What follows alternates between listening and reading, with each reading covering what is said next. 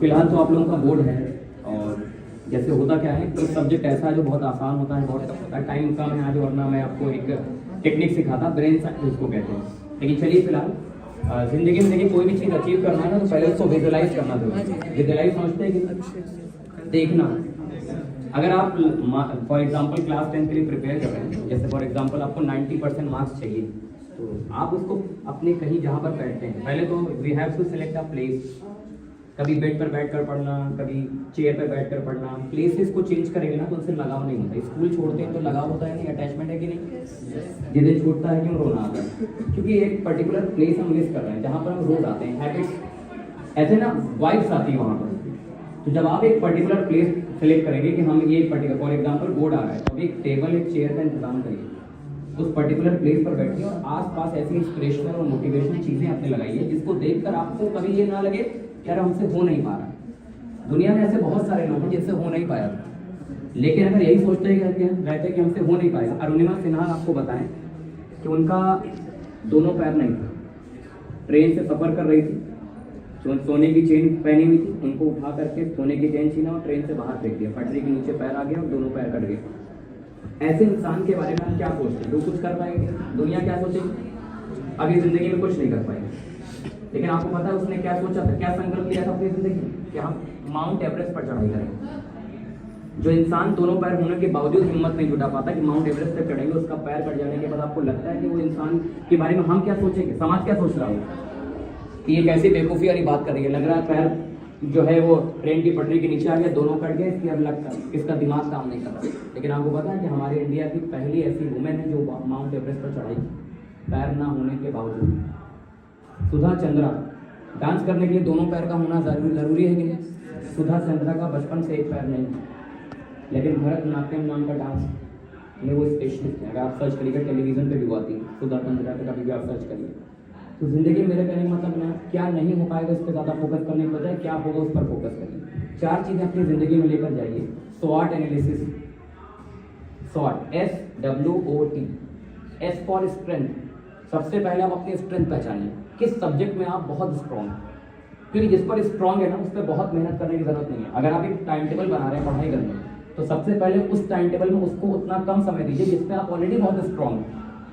होता क्या है ना, जिसमें हम बहुत स्ट्रॉन्ग है ना उसमें और लगाते रहते हैं और मन करता है, क्योंकि इसमें मन मेरा कर रहा है। मैथ्स लगा रहे हैं, जब तक आ रही है तब तक अच्छा लगता है, जैसे ही मेरा एक क्वेश्चन रुक जाता है हम आगे का स्टॉप कर जाते हैं, मेरा मन भर जाता है। तो जिंदगी में ना जैसे कंसंट्रेशन जो नाम की चीज़ होती है, वो कंसंट्रेशन कभी वीक और स्ट्रॉन्ग नहीं होता। कंसंट्रेशन हमेशा इंटरेस्ट से कनेक्ट है। आप टेलीविजन देखते हैं, उसमें इंटरेस्ट लाना पड़ता है या ऑटोमेटिकली आ जाता है? ऑटोमेटिकली आता है। पढ़ाई करते हैं इंटरेस्ट लाना पड़ता है कि ऑटोमेटिकली आता है? लाना पड़ता है। क्यों? रीजन क्या है? कुछ सब्जेक्ट ऐसे होंगे ना जिसमें आपको इंटरेस्ट लाना नहीं पड़ता, अपने आप आ जाता है। ड्राइंग का कंपटीशन अभी कर दिया जाए तो इंटरेस्ट लाना पड़ेगा या अपने आप आ जाएगा? खेलने के लिए कह दिया जाए तो इंटरेस्ट लाना पड़ेगा या अपने आप आ जाएगा? इसका मतलब कि कंसंट्रेशन के मामले में हम आप में से कोई इंसान वीक नहीं है। मतलब कंसंट्रेशन सबका मजबूत है, कोई कंसंट्रेशन में कमजोर नहीं। जिसको टेलीविजन मैच देखना है हजारों शोर होता रहेगा तब भी क्रिकेट स्कोर देख लेगा, क्योंकि उसका कंसंट्रेशन। अब जैसे हम लोग क्या कहते हैं, शोर हो रहा है इसलिए पढ़ नहीं पा रहे। मेरा मानना है दीज आर द एक्सक्यूजेस। शोर ये सब डिस्टर्बेंस क्रिएट नहीं करता। 4 बातें अपनी जिंदगी में लेकर जाइए। स्ट्रेंथ, अपनी स्ट्रेंथ को पहचानिए कि आपकी ताकत क्या है, और जिस सब्जेक्ट में आपकी बहुत ज़्यादा ताकत है ना उसको अपने शेड्यूल में वो टाइम दीजिए जिस टाइम पे आप काफ़ी ज़्यादा डिस्टर्बेंस वाले टाइम जो आपका रहता है। दूसरी चीज़ वीकनेस, SWOT, ये 4 वर्ड्स लेकर जाइए। S फॉर स्ट्रेंथ, अपनी ताकत को पहचानिए। W फॉर वीकनेस, आपका कौन सा सब्जेक्ट ज़्यादा वीक है। और याद रखिए कमज़ोर कोई चीज़ कब होती है, जब उस पर हम प्रैक्टिस नहीं करते। मैथ्स में अगर हम ज़्यादा से ज़्यादा प्रैक्टिस कर लें तो कभी वीक हो ही नहीं सकते। कोई ऐसा सब्जेक्ट दुनिया में नहीं बचा जो कमज़ोर हो। ज्योग्राफी हिस्ट्री हमें बुरी लगती है, लेकिन कुछ ऐसे लोग भी हैं जिनका ज्योग्राफी और हिस्ट्री में उनका पूरा दिन कटता है, उनको अच्छा लगता है। इसका मतलब सब्जेक्ट खराब नहीं होता, कहीं ना कहीं कमी हमारे और आपके अंदर। अगर हम उन कमियों को ढूंढें और उन कमियों पे काम करें तो 1 बार 2 बार 3 बार हार हाथ लगेगी, लेकिन 4वीं 5वीं और 10वीं बार होते होते हम पहले और दूसरे के मुकाबले में परफेक्ट हो जाएंगे। पहले मुकाबले में जितना हम कमज़ोर थे, दूसरे मुकाबले में हम थोड़ा सा और मजबूत होंगे। समझ रहे हैं? ये क्या होगी? वीकनेस। उसके बाद O से अपॉर्चुनिटी। अभी आप 10th में, तो आप फाइंड आउट करिए कि आपकी ज़िंदगी में बेहतर अपॉर्चुनिटीज़ क्या है। फॉर एग्जाम्पल AI का ज़माना आ रहा है, आर्टिफिशियल इंटेलिजेंस का। देखिए कि आफ्टर 10th AI करना है जब हमको, आफ्टर 12 तो हमें क्या क्या कोर्सेज सेलेक्ट करने चाहिए जिसकी वजह से हम AI में जा सकें, और क्या क्या भविष्य में हमारे लिए अपॉर्चुनिटीज़ हैं। जिस फील्ड में मेरा इंटरेस्ट है, अगर वो फील्ड हमको मिल जाएगी तो ज़िंदगी में कभी वक्त नहीं देखना पड़ेगा घड़ी में। इसलिए अगर हम लोग का मोटिवेशन काम है तो हमने कभी वॉच नहीं देखी कि घड़ी देखना पड़ेगा, नहीं बहुत लेट हो गया। घड़ी कौन देखता है? पढ़ाई करते वक्त देखते हैं, टेलीविज़न देखते वक्त नहीं देखते। फ़र्क क्या दोनों में? दोनों में यही अंतर है, क्योंकि जब टेलीविज़न देखते हैं तो इंटरेस्ट बना रहता है, तो घड़ी देखने का मन नहीं करता, और जब पढ़ाई करते हैं तो हर वक्त देखते हैं कि कब बेल लग जाए। इसका मतलब वॉच देखने का जो टाइम है वो टाइम का मैटर नहीं है, मैटर है हमारे इंटरेस्ट का। अगर इंटरेस्ट करना तो हम दिन रात, अभी कोई फंक्शन के लिए कह दिया तो शाम को 4 बजे तक जाने को तैयार हो जाओगे, लेकिन तो अगर कह दिया जाए कि आधा घंटा एक्स्ट्रा पढ़ लो तो रुकोगे नहीं, रुकते हो। यानी everything should be depend upon the interest. तो पहले स्ट्रेंथ पे काम करिए। अगर आपको आपकी स्ट्रेंथ, क्योंकि सबसे पहले ना सेल्फ एनालिसिस ज़्यादा इंपॉर्टेंट है। अपने अंदर को तो पहचानो कि आप कौन हैं, what you are, that is very important. मतलब आप कौन है, पहले आप तो अपने को जानिए। पूरी जिंदगी निकल जाती है, 80 साल बाद पता चलता है कि हम कौन थे। KFC के मालिक को पता चला 70 साल बाद कि हम बहुत अच्छा चिकन बना सकते हैं, तो 70 साल बाद पता चला। समझ रहे हैं मेरे कहने मतलब क्या है? यानी अगर हम वक्त रहते रहते अपनी एनालिसिस करें और अपने लिए 4 बातें याद करें। अपनी स्ट्रेंथ पे काम करिए, और स्ट्रेंथ अगर आपके पास है तो वीकनेस को इतना काम करिए कि वो वीकनेस आपकी आगे चलकर स्ट्रेंथ बन जाए। ठीक है। तीसरी चीज अपॉर्चुनिटी। जिंदगी में अपॉर्चुनिटीज ढूंढिए, और जब कोई मौका मिले ना, बोलने का मौका मिले, तो you have to stand up and speak something. Wait मत करिए, बोलेंगे तो लोग हंसेंगे, हंसने दीजिए। जब तक आप अपना स्टेप नहीं लेंगे जिंदगी में एक भी कदम आगे नहीं बढ़ पाएंगे। इसलिए अपॉर्चुनिटीज को ग्रैब करिए। कोई अपॉर्चुनिटीज मिले, कोई कंपटीशन मिले, तुरंत पार्टिसिपेट करिए। ज्यादा से ज्यादा क्या होगा, हारेंगे ना, लेकिन अगर वो भी नहीं करेंगे, अगर कंपटीशन में पार्टिसिपेट ही नहीं करेंगे, तो ना आप हारे ना जीते, कुछ नहीं है, कहीं के नहीं रह जाएंगे। तो कहीं के रहने के लिए कुछ तो करना पड़ेगा। कम से कम ये तो रहेगा कि हम एक बार पार्टिसिपेट किए थे, तो बोलने का मौका मिले तो बोलिए, कुछ करने का मौका मिले तो जिंदगी में तुरंत आगे आया करिए। और तीसरी चीज threats, warning signal. T for threats होता है। SWOT एनालिसिस रिसर्च कर लीजिएगा इसको।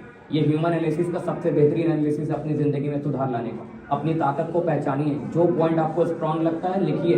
एक कॉपी उठाइए आज जाकर और देखिए कौन सी फील्ड में ज्यादा स्ट्रांग है। 5 सब्जेक्ट लिखिए, और जिसमें आप ज्यादा स्ट्रांग है उसमें जो चैप्टर ज्यादा स्ट्रांग है उस पर आगे S लिखिए, जो वीक है उसके आगे W लिखिए। मतलब जिस पे ज्यादा काम करना है वो हमें मालूम होना चाहिए।